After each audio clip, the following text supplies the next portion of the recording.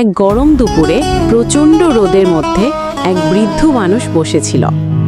শরীর কাঁপছে, ঠোঁট শুকিয়ে গেছে, চোখে কষ্টের ছাপ।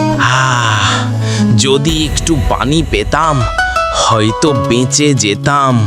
হঠাৎ হামিদ নামে এক ছোট্ট ছেলে সেটা দেখল। চাচা, আপনি খুব কষ্টে আছেন, আমি আপনাকে সাহায্য করি ইনশাআল্লাহ। হামিদ তাড়াতাড়ি দৌড়ে গিয়ে পানির কলসি নিয়ে এলো। এই নিন চাচা, আল্লাহর নামে পানি খান। গ্লাস হাতে নিয়ে পানি খাচ্ছে। আল্লাহ তোমাকে বরকত দিন বাবা, তুমি আমাকে নতুন জীবন দিলে।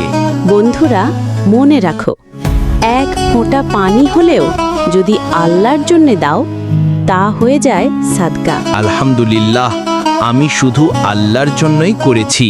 তোমরা কি কখনো ছোট ছোট সাদকা করো? একটা হাসি, একটা সালাম, নাকি এক ফোঁটা পানি? কমেন্টে লিখে জানাও।